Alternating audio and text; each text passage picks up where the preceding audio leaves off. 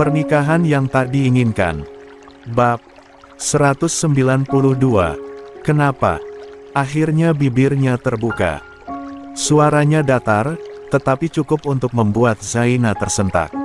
Kenapa harus di sini? Kenapa aku yang harus memberimu tempat?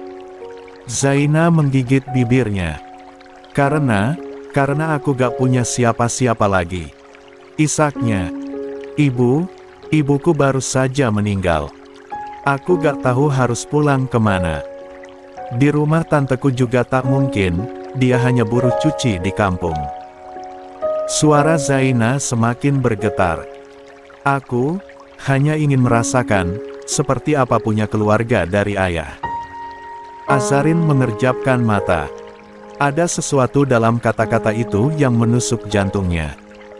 Namun, sebelum hatinya sempat luluh, suara Bu Mahira akhirnya terdengar. Berdirilah. Zaina mendongak dengan berlinang air mata. Bu Mahira menatapnya dengan sorot tajam. Jangan berlutut seperti itu. Martabat seorang manusia tidak ditentukan dari darah siapa dia berasal, tetapi dari bagaimana dia membawa dirinya. Azarin menoleh pada ibu mertuanya, bingung dengan maksud kata-kata itu. Bu Mahira melanjutkan dengan suara lebih tenang, tapi tetap penuh wibawa.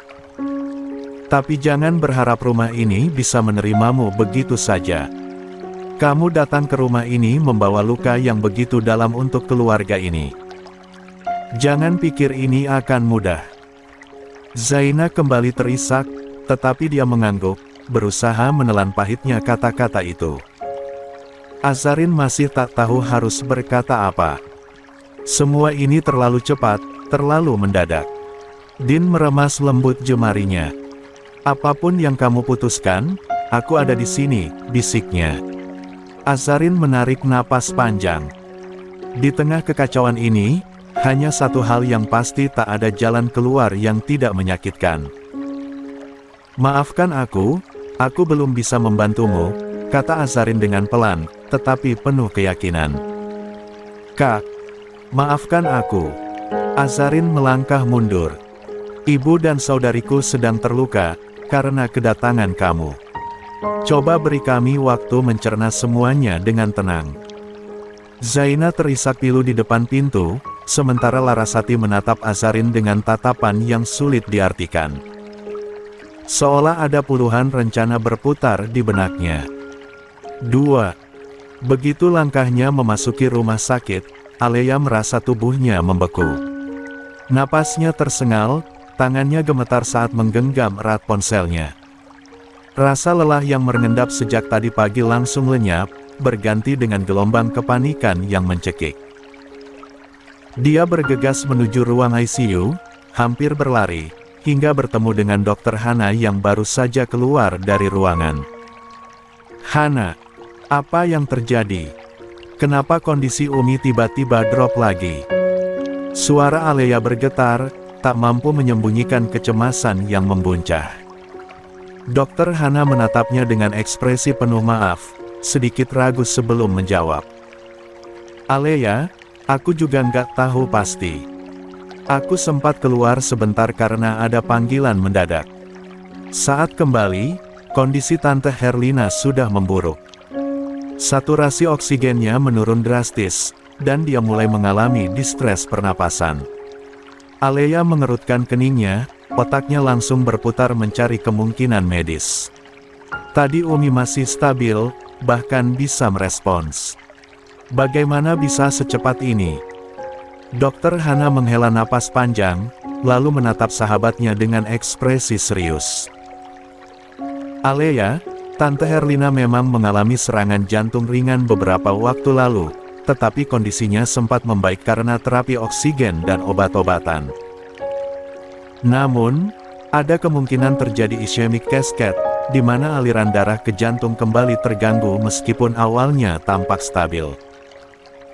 Ini bisa terjadi karena plak di arteri koroner yang tidak sepenuhnya teratasi atau ada rekrentisemia akibat stres atau faktor pemicu lainnya.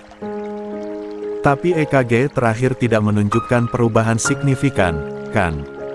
Enzim jantung juga masih dalam batas aman. Alea membalas cepat, mencoba menyangkal kemungkinan terburuk.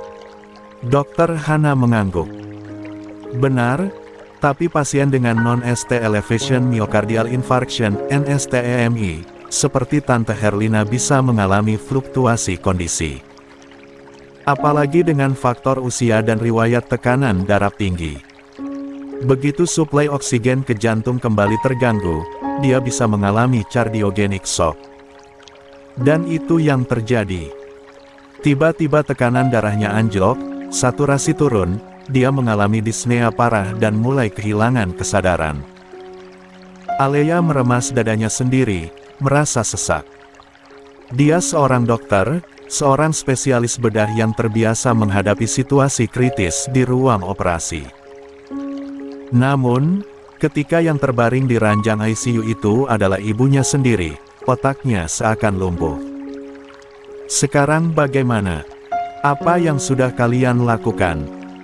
Tanyanya dengan suara bergetar. Kami sudah melakukan intervensi cepat. Pasien langsung dipasangkan high flow oksigen, diberikan dobutamin drip untuk mendukung kontraksi jantung, serta vasopresor untuk menaikkan tekanan darah. Kami juga melakukan ekokardiografi ulang untuk melihat ada tidaknya efusi perikardial atau gangguan fungsi ventrikel.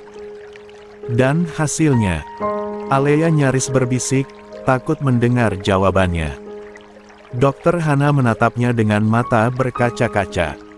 Fraksi ejeksi jantung menurun, Alea. Sekarang hanya sekitar 35%.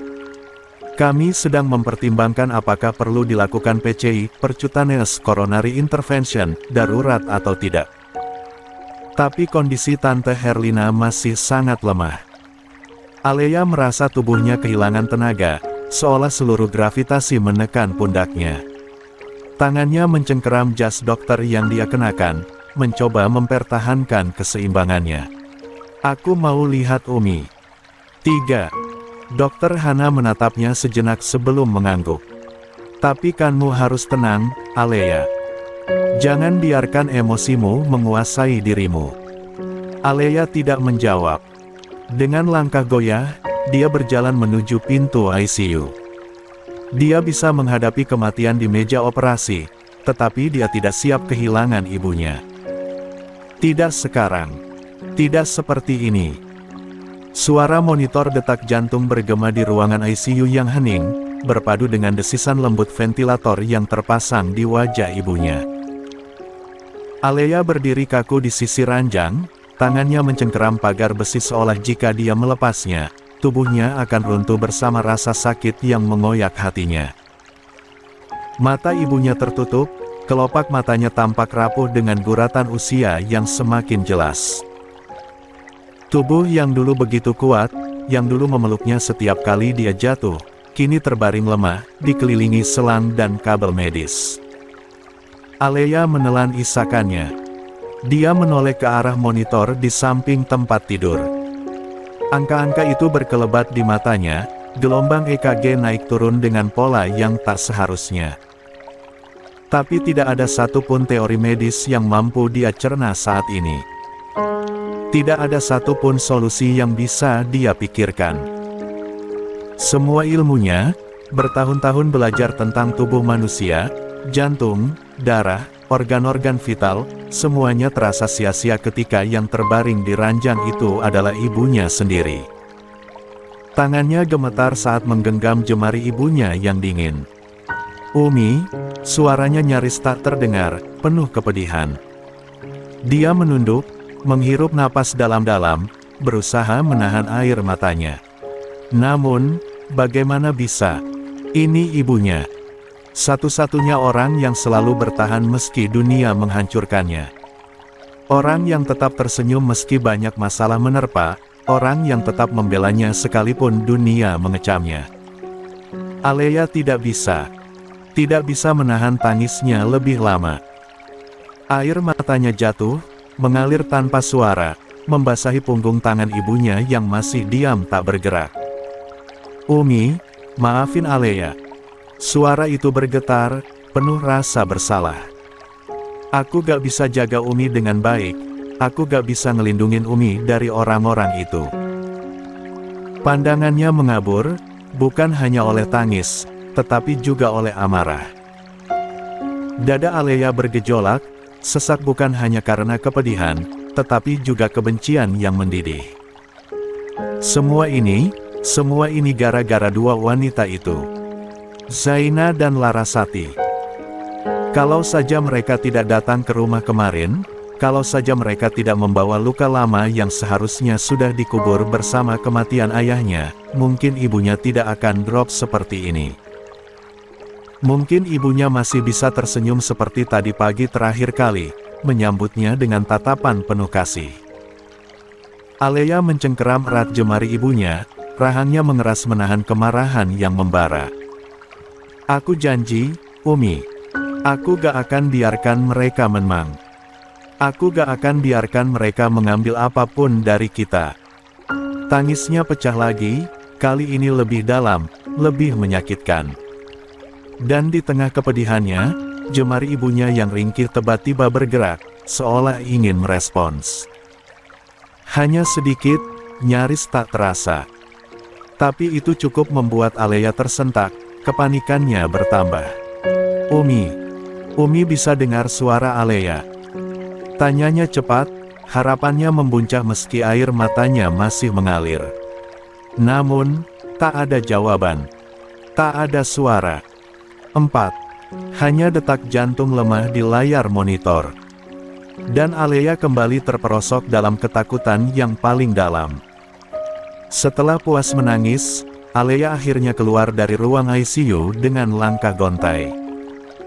Kakinya terasa lemas, kepalanya berat seakan dihantam beban bertonton. Tubuhnya sudah kelelahan, tetapi pikirannya masih terus berputar, mencari solusi yang terasa mustahil. Begitu tiba di ruang tunggu, dia menjatuhkan tubuhnya di kursi panjang, menyandarkan kepalanya ke tembok yang dingin. Matanya terpejam, mencoba meredam gejolak di dalam dadanya. Sesekali, napas berat lolos dari bibirnya. Perutnya berbunyi, memprotes karena tak ada asupan makanan sejak pagi. Namun, dia tak peduli. Pergi ke kantin untuk makan terasa seperti kemewahan yang tak pantas dia nikmati saat ini. Setelah cukup lama terdiam dalam kehampaan, Alea akhirnya merogoh tasnya, menarik keluar ponselnya. Jemarinya gemetar saat menekan nomor yang sebenarnya sangat dia hindari. Din, adik iparnya. Dia tahu ini salah besar. Menghubungi Din di belakang Azarin bisa menimbulkan masalah baru. Namun, dia tidak punya pilihan lain. Ponselnya hanya berdering sebentar sebelum suara Din terdengar dari seberang. "Waalaikumsalam, Din." Alea buru-buru menjawab, suaranya sedikit serak karena tangisan yang baru saja reda. "Ngomong-ngomong, kamu lagi sama Azaga?" "Iya, dia lagi di kamar mandi." "Kenapa?" Alea menelan ludah. Bahkan melalui telepon, nada suara Din terdengar dingin, seakan tahu ada sesuatu yang tidak beres. Aku mau bilang sesuatu. Tapi kalau bisa, Aza gak boleh tahu," ucapnya dengan hati-hati. Hening. Alea bisa merasakan Din menimbang-nimbang di seberang sana. Dia pasti curiga. "Din." Panggilnya lagi, sedikit gelisah. "Ya, katakan saja. Ada apa?" Alea menggigit bibirnya, ragu-ragu. Dia tahu ini akan sulit, tetapi tak ada waktu lagi. "Tapi janji gak boleh bilang sama Aza," ujarnya penuh harap. Tawa kecil, singkat, terdengar dari seberang. Namun, bukan tawa hangat. Itu lebih terdengar seperti ejekan. "Soal bilang atau tidaknya itu keputusan saya. Kamu hanya perlu mengatakan apa yang ingin kamu katakan. Sisanya, Saya yang akan pikirkan, kata Din, tegas dan tak terbantahkan. Alea menahan napas. Keraguannya semakin besar. Namun, harus dia lakukan. Dia menguatkan hati, lalu berkata, aku mau pinjam uang. Boleh gak? Di seberang sana, Din terdiam. Hening selama beberapa saat. Pinjam uang. Nada suaranya terdengar kaget. Alea refleks mengangguk meski Din tak bisa melihatnya. Iya, aku nggak ada jalan lain. Uang tabunganku sudah habis. 5. Ebeah nasi ayam dilecehkan. Alea menarik napas, lalu memberanikan diri. Kalau 500 juta, ada gak? Tanyanya pelan, merasa takut. Tapi aku janji akan ganti. Aku gak akan lari dari tanggung jawab. 500 juta. Sekarang suara Din terdengar lebih tajam. Kamu mau pakai buat apa? Alea menggigit bibirnya sejenak. Untuk bawa Umi ke Penang, Malaysia. Din kembali diam. Alea menunduk, jari-jarinya mencengkeram ujung kerudungnya dengan gelisah. Umi kembali drop. Aku butuh biaya besar untuk merujuknya ke luar negeri. Dan kemampuanku hanya bisa di Malaysia. Masih tidak ada respons dari Din. Dadanya semakin sesak. Jika Din menolak, dia harus mencari cara lain. Mungkin dengan menjual barang berharga. Atau meminjam ke tempat lain. Tetapi sebelum dia bisa berpikir lebih jauh, Din akhirnya bicara. Saya tutup teleponnya dulu. Nanti saya kabari lagi. Alea menahan napas. Itu bukan jawaban yang dia harapkan, tetapi setidaknya itu belum berarti tidak. Dengan suara lemah, dia menjawab, iya. Gak apa-apa. Namun, suaranya tercekat. Bahkan saat Din mengucapkan salam, dia nyaris tak mendengarnya. Ponselnya tergelincir dari tangannya, jatuh ke pangkuannya. Dan untuk kesekian kalinya hari ini, Alea kembali merenung dengan pandangan kosong. Namun, tanpa Alea sadari, sejak panggilan telepon itu tersambung, Din tidak sedang sendirian. Azarin berada di sampingnya. Ponsel Din berada dalam mode pengeras suara, membuat setiap kata yang keluar dari mulut Alea terdengar jelas di telinga Azarin. Azarin ingin marah, ingin menuntut jawaban. Kenapa Alea menyembunyikan ini darinya? Kenapa dia tidak meminta bantuan secara langsung padanya? Namun, sebelum dia bisa melakukan apapun, Din tiba-tiba memutuskan pembicaraan. Azarin menoleh dengan napas tersengal. Matanya yang kini berkaca-kaca menatap Din dengan penuh tanya.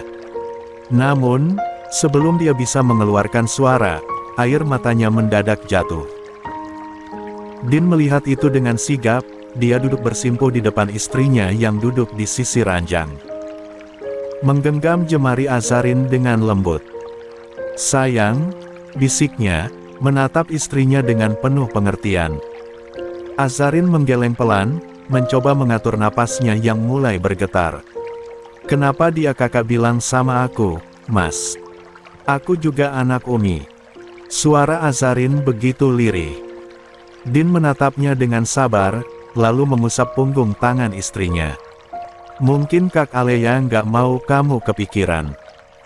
Dia tahu kamu sedang tidak sehat, ditambah masalah rumah yang belum selesai, dan Umi pasti juga gak mau melihat kamu ikut terbebani. Azarin terisak, menundukkan kepala.